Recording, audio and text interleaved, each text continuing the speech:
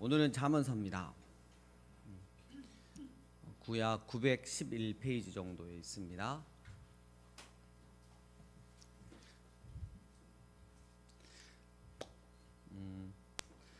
이 잠언서 우리가 이거 살펴보기 전에 이제 시편 말씀을 먼저 봤잖아요. 시편은 주로 하나님과 나 사이의 그 관계에 대한 정립을 필요할 때 시편이 좀 많이 필요한 것 같고요. 잠언은 뭐냐면 세상을 살아가는 그리스도인의 그 삶의 지혜, 기술이라고 볼 수 있거든요. 삶의 기술.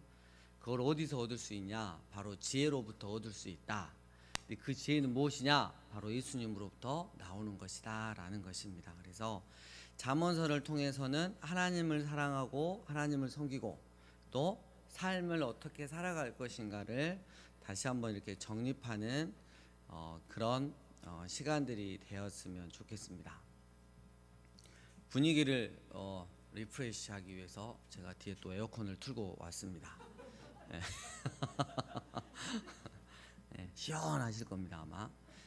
1장 1절 다윗의 아들 이스라엘 왕 솔로몬의 잠언이다. 이는 지혜와 훈계를 알게 하며 명철의 말씀을 깨닫게 하며 지혜롭게 공의롭게 정의롭게 정직하게 행할 일에 대하여 훈계를 받게 하며 어리석은 자를 슬기롭게 하며 젊은 자에게 지식과 근신함을 주기 위한 것이니 지혜 있는 자는 듣고 학식이 더할 것이요 명철한 자는 지략을 얻을 것이라. 잠언과 비유와 지혜 있는 자의 말과 그 오묘한 말씀을 깨달아라 하면서 시작이 됩니다. 7절 이러면서 그러니까 지혜로운 자와 어리석은 자의 차이점은 뭐냐면 이 어리석은 자의 특징, 즉 미련한 자의 특징은 일단은 안 들으려고 그래요.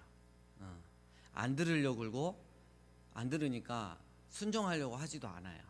근데 지혜로운 자는 항상 경청, 하나님에 대해서 그리고 날 사랑하는 자들에 대해서 진심으로 충고해 줄 수 있는 자들에 대해서 귀가 열려있고 마음의 귀가 열려있고 늘 경청하고 그것들에 대해서 고민하고 하나님께 묻고 결론을 내린다는 거죠.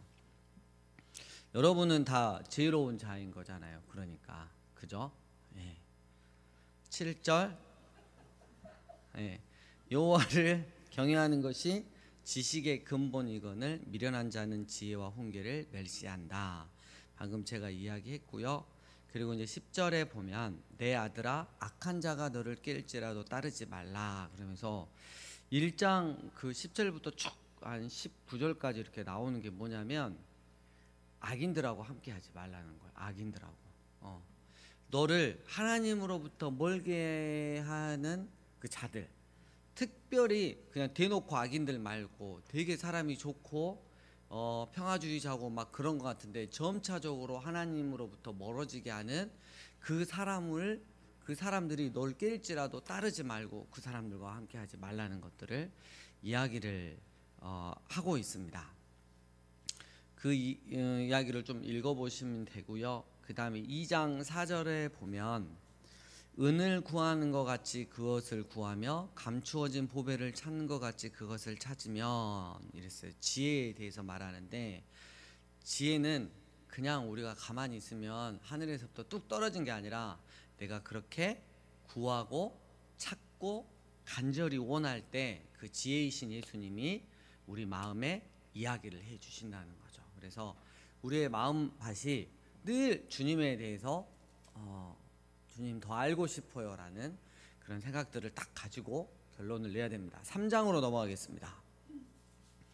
3장 1절 내 아들아 나의 법을 잊어버리지 말고 내 마음으로 나의 명령을 지키라 이랬어요. 그러니까 또 하나의 강조점이 네 마음이에요. 마음. 그러니까 늘 교회를 오래 다녀서 걱정되는 게 있는데 교회를 오래 다니면 예배를 대충 드리고 늘상 주일마다 막 이렇게 하는 거니까 그냥 습관처럼 드리고 그래서 그냥 뭐 하나님한테 하는 것도 그냥 습관적으로 형식적으로 하고 세상에서도 사는 것도 늘 그냥 그런 식으로 정말 힘들지만 어쩔 수 없이 지켜야 돼 이런 게 아니고 내 마음이 늘 기뻐해야 된다는 거죠. 와 오늘 또 한 주 동안에 하나님께서 날 지켜주셨고 은혜로 살게 하셨으니까 당연히 나는 하나님한테 가서 또 함께 모여서 예배를 드려야지, 그 하나님께 감사 표현을 해야지, 이런 것들. 그래서 그 우리가 그런 게 있어요. 그 우리가 하나님한테 되게 많은 것들을 이제 우리가 그 자녀니까 구하잖아요. 구할 때 그 구한 것을 주셨을 때 우리가 그러면 또 바빠지거나 또 정신없을 때가 있어요. 그러니까 왜 그러냐면 하나님 좀 일 좀 열심히 했으면 좋겠습니다. 하나님 뭐 좀 주셨으면 좋겠습니다 하면 주시면 진짜 바빠지잖아요. 그러면 항상 그 베풀어 주고 주신 그 분을 기억하는 것보다 내가 이제 바빠지니까 내가 또 여기에 또 집중을 해야 되니까 누구한테 멀어지냐면 하나님으로부터 좀 멀어지려고 하는 거 있잖아요. 그래서 그 정리해고라는 게 있죠, 직장에서. 그래서 내 삶의 정리해고 순위 항상 간절할 때 주님을 엄청 찾았지만 정리해고할 때 그 하나님이 1순위예요. 잘 생각을 해보세요. 여러분 삶에서 그 마치 그거하고 똑같은 거예요. 아이들을 학원을 보내는데 여러분 기본적으로 영어 학원, 수학 학원은 잘 끊지 않아요. 예. 그리고 피아노 학원, 태권도 학원 잘 끊지. 그래도 거기까지는 좀 가요. 근데 컴퓨터 학원까지 다닌다 그러면 뭘 먼저 끊죠? 컴퓨터 학원을 제일 먼저 끊어요. 근데 여러분 컴퓨터 학원이 제일 그 투자 비용이 많이 드는 거 아시죠? 2, 3년마다 컴퓨터를 다 새 걸로 갈아야 돼. 태권도 학원 10년, 20년을 가도 그냥 깔판 하나 깔면 끝장나는 거. 근데 우리가 늘상 생각을 해보면 마음으로 하나님의 말씀을 사랑하고 지키는데 늘상 하나님이 어떤 것을 해주셨을 때 정리해고 대상이 하나님이 1번이지 않았을까, 이런 생각을 좀 해봤으면 좋을 것 같아요. 그래서 5절, 6절, 7절 함께 읽어보겠습니다. 시작. 너는 마음을 다하여 여호와를 신뢰하고 내 명령을 의지하지 말라. 너는 범사의 그를 인정하라. 그리하면 내 길을 지도하시리라. 스스로 지혜롭게 여기지 말지어다. 여호와를 경외하며 악을 떠날지어다. 이렇게 늘 마음을 다해서 하나님을 신뢰하는 거. 내 상황이 지금 이래도 보이는 건 없어도 난 그래도 주님 신뢰할 거야 라는 그 마음. 그리고 네 명철을 의지하지 말아라. 네 생각, 네 감정을 의지하지 말아라. 진짜 이게 너희한테 가장 큰 악이 되는 거다, 이렇게 이야기를 하고요. 그 다음에 11절, 내 아들아 여호와의 징계를 경히 여기지 말라. 그래서 꾸지람을 싫어하지 말라. 우리가 꾸지람을 들었을 때, 징계를 이렇게 받았을 때 대하는 자세가 늘 달게 받고 정말 진지하게 고민을 해보는 그런 자세가 되어야 합니다. 12절, 대저 여호와께서 그 사랑하시는 자를 징계하시기를 마치 아버지가 그 기뻐하는 아들을 징계함 같이 하신다라고 했어요. 그래서 늘 가끔은 우리를 너무 매몰차게 훈련시키시는 그 하나님의 그 이면에 날 너무나 사랑하시는 그 하나님의 마음을 깨달아 알아야 됩니다. 18절, 지혜는 그 얻은 자에게 생명나무다. 왜냐하면 지혜는 바로 예수님이기 때문이다. 그리고 또 하나 27절 보면 네 손이 선을 베풀림이 있거든 마땅히 어떻게 해라? 그렇죠. 여러분 우리가 늘 뭘 잘 해야 됩니다. 그래서 내가 많이 가지고 있건 없건 간에 주님께서 마음을 주실 때는 정말 아낌없이 잘 베풀 수 있는 자들이 되었으면 좋겠습니다. 4장으로 넘어가겠습니다. 4장 7절, 지혜가 제일이니 지혜를 얻으라 이랬어요. 그래서 이 지혜는 잠언에서 말하는 지혜는 다시 한번 말하지만 첫 번째는 예수님, 두 번째 하나님을 사랑하고 섬기는 삶의 기술, 이게 이제 지혜의 두 가지 의미가 있습니다. 그래서 8절, 그를 높이라 그리하면 그가 너를 높이 들리라. 만일 그를 품으면 그가 너를 영화롭게 하리라 라고 말씀하고 있고요. 23절, 모두 지키니 만한 것 중에 무엇을 더 지켜라? 그렇죠. 마음을 지켜야 됩니다. 자, 5장으로 넘어가면 음란에 대해서 나오는데 잠언서에서 음란이 좀 이렇게 내용이 많이 나옵니다. 그래서 3절부터 보면 대저 음녀의 입술은 꿀을 떨어뜨리면 그의 입은 기름보다 미끄러우나 나중은 쑥같이 쓰고 두 날 가진 칼같이 날카로우며 그의 발은 사지로 내려가며 그의 걸음 수월로 나아가나니 막 그래가지고 이 음란이라는 게 계속 타락하는 거죠. 요즘에는 이제 예전에는 그게 없었지만 요즘 젊은 세대, 어른 세대도 마찬가지지만 인터넷 상으로서 얼마든지 그 음란물을 볼 수 있는 시대가 되었기 때문에 특히 마음을 지키기가 어렵다는 거. 어떤 그 책에서 제가 또 읽고 이렇게 나의 복음 나누시는 어떤 목사님들 보면 아니 도대체 이메일로 어떤 것이 이렇게 보이지 이게 뭐길래 이걸 내가 봐가지고 혼쭐을 내야겠다고 봤다가 빠져나지 못하는 그것에 대해서 헤어나지를 못하는 그래서 마치 마약 같은 것처럼 음란도 그렇다는 거죠. 그래서 18절 네 셈으로 복되게 하라 네가 젊어서 취한 아내를 즐거워하라. 그래서 이 이제 성이라고 하는 것은 하나님께서 너무 우리에게 주신 아름다운 선물인데 특별히 부부 안에서 누릴 수 있게 했다. 그래서 이걸 통해서 삼위일체 하나님을 또 경험할 수 있는 그런 것들이다라고 이야기를 하고 있고요. 네. 그리고 조금 있다가 또 나오니까 이야기를 좀 하고요. 그 다음에 6장에 넘어가면 보증 문제가 납니다. 1절에. 그래서 야 네가 혹시라도 보증을 서버렸으면 쓰면 안 되는데 3절 내 아들아 네가 네 이웃의 손에 빠졌거든 이같이 하라. 너는 곧 가서 겸손히 내 이웃에게 간구하여 스스로 구원하되. 그러니까 이게 간구하다는 뜻이 정말 심하게 재촉하면서 성가시게 해가지고 스스로 구원해라 그 보증금을 보증 섰던 거를 받아내라는 거죠. 하지만 절대로 보증을 쓰면 안 된다고 말하는 게 이 잠언 말씀입니다. 이유는 뭐냐면 사람도 잃고 내 돈도 잃는 경우가 너무 허다하기 때문이죠. 여기 요새 계신 중에 이제 부모님 세대는 특별히 보증 서가지고 많이 작게는 몇 배, 크게는 막 몇억 막 이렇게 해가지고 날리신 분들이 되게 많았죠. 그리고 항상 막 이렇게 보면 집에서 막 보면 어머님들이 막 그 시골이나 보면 저 양반 때문에 저 양반이 보증을 서가지고 우리 집이 그냥 해갖고 우리 큰아들 대학 가야 되는데 보증 다 날려가지고 대학도 못 보내고 막 그렇게 울고불고 했던 그 TV 드라마나 막 그런 이야기들이 너무 많았어요. 여러분 마음이 약해서 보증을 서주면 결국 가족 간에는 가족의 의가 상하고요. 그러니까 그냥 보증 서줄 거면 그 돈 안 받을 생각하는 게 맞죠. 마음이 편하게. 근데 그럴 돈이 없으면 안 서주는 게 맞습니다. 처음에는 불편하더라도 나중에는 관계를 다시 회복할 수 있어요. 6절에 가면 게으른 자요 개미에게 가서 그가 하는 것을 보고 지혜를 얻으라. 오늘 이 중에 특별히 나는 조금 몸이 좀 게을리 편이야 그러면 개미를 하나 찾아가서 하루 종일 하는 일을 한번 잘 관찰을 해보면 성실이 뭐구나 이런 것들을 알 수 있겠습니다. 왜 웃으시는지. 자 16절 여호와께서 미워하시는 것 곧 그의 마음에 싫어하는 것이 67가지니. 그래서 하나님이 항상 대책 없는 사람의 첫 번째가 뭐였다? 교만한 사람. 답이 없어요.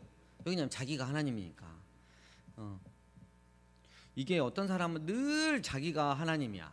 근데 어떤 사람은 가만히 있다가 어떤 상황만 되면 훅 올라가고 자기가 하나님 되는 상황도 있고요.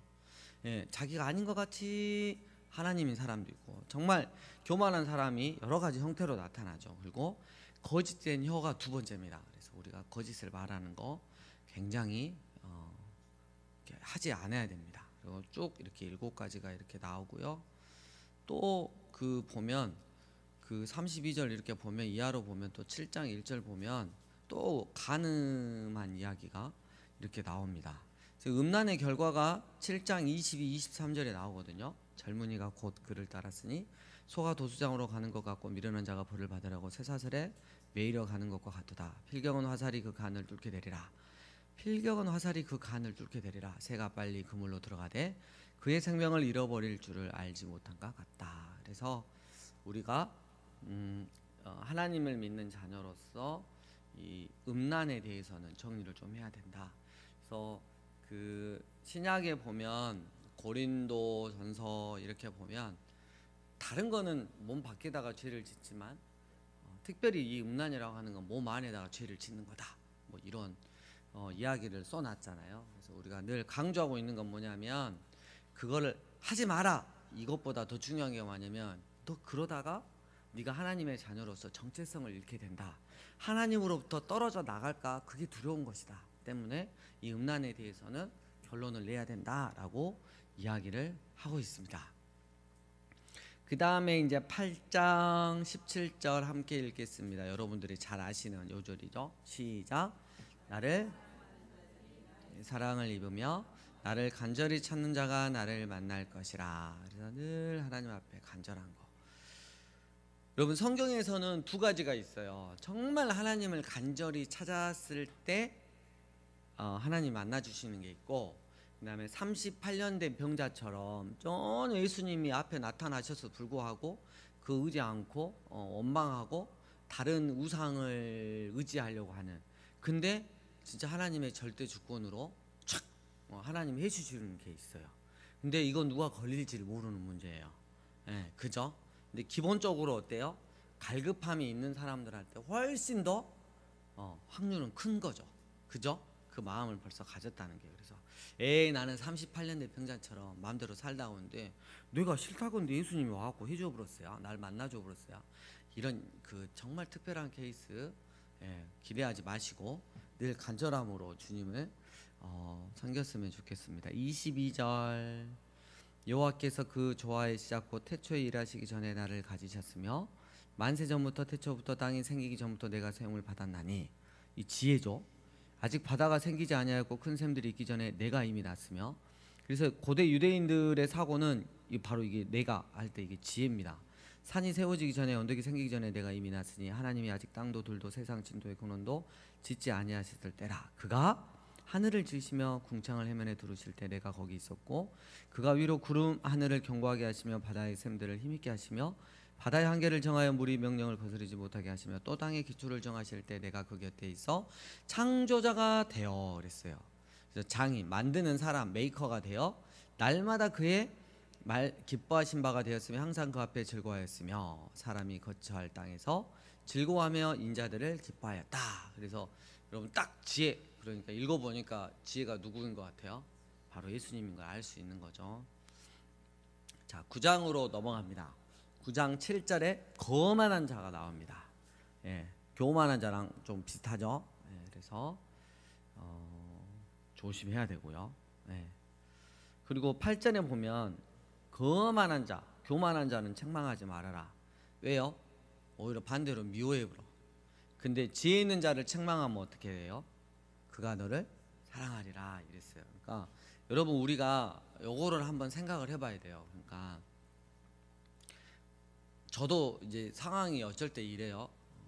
내가 뭘 했어, 뭘 생각하고 뭘 이야기하고 뭘 했는데 예를 들어서 사모님이 저한테 한 소리를 했어. 기분이 안 좋아요. 그래가지고 그거 아니거든 하고 한번 질러놨어요. 사모님이 당신 성격 많이 배려버렸네 이랬는데도 뜻을 굽히지 않았어요. 근데 다음에 이제 어디 가서 뭔 일을 하고 뭔 대화를 하는데 날 되게 아끼는 사람인데 똑같은 말을 하는 거야. 충고를. 그랬을 때는 어때요? 이게 혹시 이게 내가 내 생각으로 합리화하고 있는 건 뭐 없을까? 내 감정으로 움직이는 건 없을까 하고 그때 이제 점검에 들어가요. 그리고 딱 점검해서 들어가고 말씀 보고 막 기도하니까 내가 잘못한 거야. 그래가지고 아이고야 내가 실수했구나. 그래가지고 회개를 해. 그리고 나중에 이제 첫 번째 충고자인 이제 사모님한테 이야기하면 아이고 당신이 그래도 말씀으로 그렇게 알아서 감사하네. 이러면 정말 은혜롭잖아요. 근데 꼭 내가 말할 때는 말 안 듣고 다른 사람이 말하면 말 듣는다고. 그게 아니었는데. 꼭 그러잖아요. 여러분, 그러니까 스스로 지혜 있는 자가 돼야 돼요. 누가 책망을 할 때 한두 번은 개길 수 있지만 계속 세 번, 네 번 들을 때 이게 나한테 문제가 있는 거구나. 이 부분에서 내가 약하구나 라는 것을 영적으로 탁 깨달아 알아서 그걸 바뀌어가는 거예요. 그럼 난 지혜로운 자예요. 근데 한 번, 두 번 했는데 세 번, 네 번째도 이거 뭐 짤데기 소리 하고 있어 하고 무시하고 내가 맞다라고 계속 하면 그 거만한 자예요. 그러니까 주변에 있는 사람들이 몇 번 충고하고 말 안 들으면 어떡해요? 계속 충고해요? 아니요. 냅둬불죠 이제. 아 이거 네 마음대로 해버려라. 이제 그게 이제 거만한 자가 되는 거예요. 그래서 우리가 이제 지혜로운 자가 되어야 한다는 게 그겁니다. 자, 잠언서는 9장 10절이 주제 말씀이에요. 적어도 한 절 정도는 외워야겠죠. 잠언서 시작. 여호와를 경외하는 것이 지혜의 근본이요 거룩하신 자를 아는 것이 명철이니라. 이렇게 하고 이제 9장 18절까지 해가지고 서론적인 교훈들, 이 서론이 이제 하나님을 섬기는 그 무엇이 뭐냐 여기에 대해서 이제 이야기를 딱 했어요. 그리고 이제 10장부터는 조금 더 이제 구체적인 게 나오는데 중복되는 것도 나와요. 4절 보니까 아까 개미 이야기 했잖아요. 예, 손을 게으르게 놀리는 자는 하고 어쩌고 저쩌고 나와요. 성실에 대해서 나와요. 여러분 우리가 그 성실한 거, 날마다 그 반복적인 생활을 하는 거, 그 어젠가 그젠가 제가 TV를 잠깐 보는데 그 미국으로 캘리포니아로 이민 가서 그 마트를 하는 그 주인인데 25년 동안을 혼자 그걸 하신 건데 그 뭐 차태현이랑 누구지? 아무튼 몇 번 가가지고 이제 그 마트를 운영하는 그 프로그램이었나 봐요. 어쩌다 사장인가? 근데 그 안에가 이제 기본 마트가 있고 식당 같은 게 있고 김밥도 팔아 $2에. 근데 차태현이가 전화를 해서 물어봐 사장님한테. 사장님 근데 김밥은 보통 하루에 몇 줄 팔아요? 이렇게 이야기를 한 거야. 그러니까 뭐 한 3, 40줄 이렇게 이야기를 하려는데 보통 날은 한 300줄 팔리고요. 그러니까 이렇게 놀라는 거야. 근데 그분이 매일 그 끝날 때 밤 9시, 10시 늦으면 11시, 12시까지 그 다음날 김밥 재료를 준비해 놓고 필요한 거 해놓고 이렇게 움직이는데 그걸 20몇 년 동안 하신 거야. 그리고 무조건 2시간 넘으면 김밥을 안 팔아요. 무조건 버리고 그리고 뭐 절반 정도가 떨어지면 또 싸고. 여러분 근데 그 사람이 25년 동안 김밥을 300줄씩 25년 동안 쌌다고 생각을 해보세요.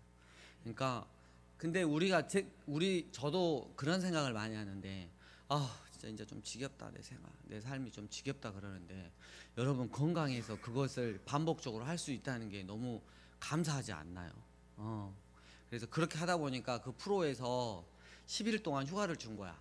처음으로 자기는 여행을 가고 휴가를 갖고 그 이제 차태현하고 이제 누구야 그 연예인들이 와서 이제 장사를 대신 해주는 거죠.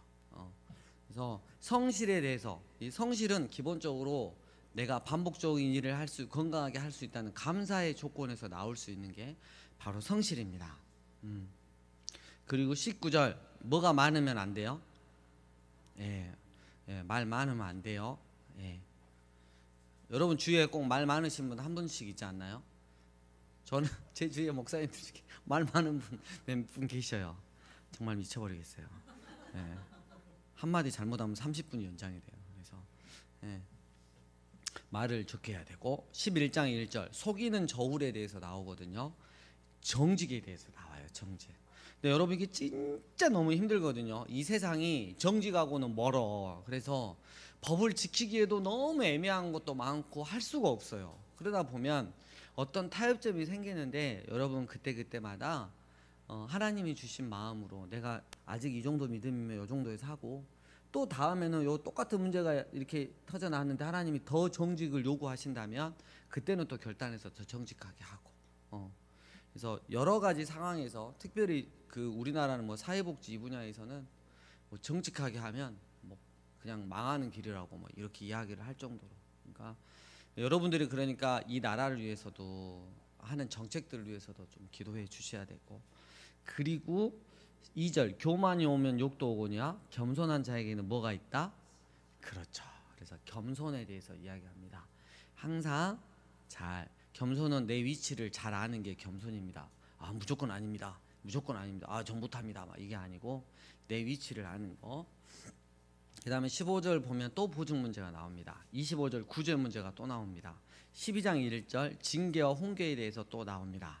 자, 그리고 10절 12장 10절 의인은 자기의 가축의 생명을 돌보나 악인의 국률은 잔인이라. 그래서 특별히 좀 이 가축의 생명을 돌보는 거 우리가 그 하나님께서 맡겨 놓으셨잖아요. 그래서 가축들도 환경을 좀 이렇게 우리가 잘 보존하고 가축들도 좀 책임 있게 잘 돌보는 것도 중요합니다. 하지만 동물도 뭐 도덕적인 권리가 있다 이렇게 생각을 해가지고 마치 인간한테 대하는 것처럼 사시사철 유치원 보내고 막 항방 양방 막 거기 가서 침 맞게 하고 막 이런 거 있잖아요.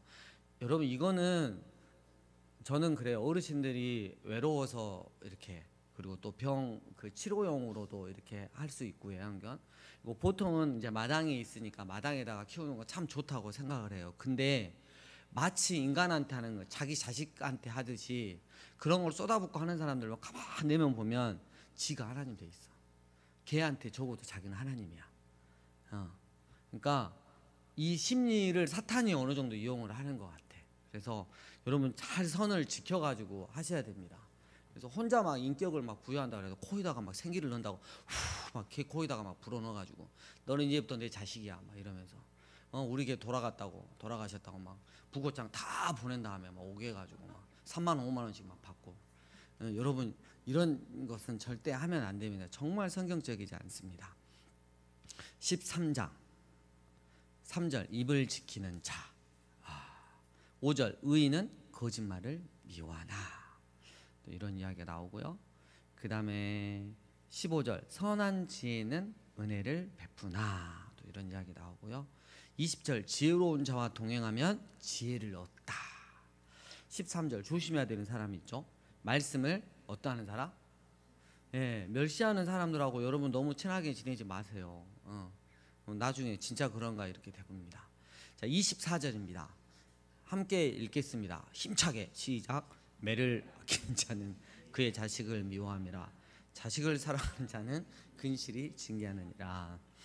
그냥 웃으려고 그냥 한번 웃어보라 이렇게 크게 읽어보라 그랬고요.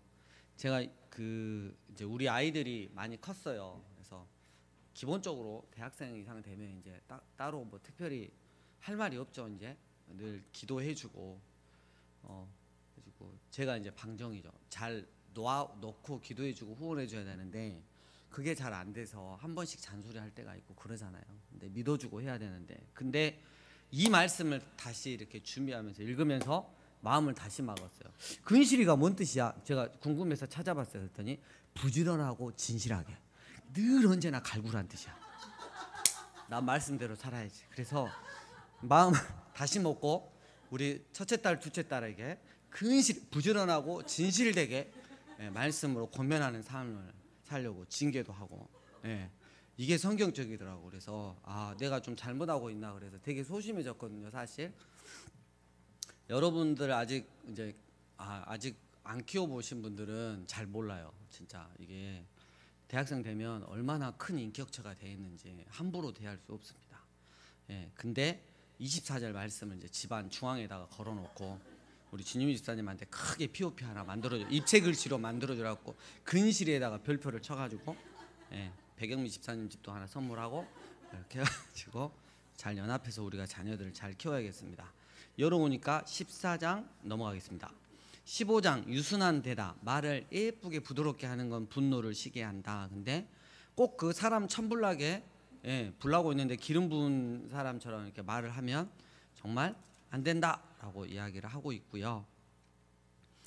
그 다음에 18절 분을 씻게 내는 자는 다툼을 일으킨다 그랬어요. 여러분 우리 화 너무 많이 내지 마시게요. 그리고 오늘은 15장까지만 하겠습니다. 이제 16장부터는 다음에 이렇게 하도록 하겠습니다. 오늘 여러분들이 잠원소를 하는데 너무 열심히 막 이렇게 에어컨 효과인지 뭔지는 모르겠지만 너무 또 집중해서 해주셔가지고 너무 감사하고 또 한 주 동안 잠언 말씀 읽으면서 삶의 기술을 하나님을 섬기고 세상에서 어떻게 살아가야 되는 삶의 기술을 잘 또 정리하시는 한 주간 되었으면 좋겠습니다.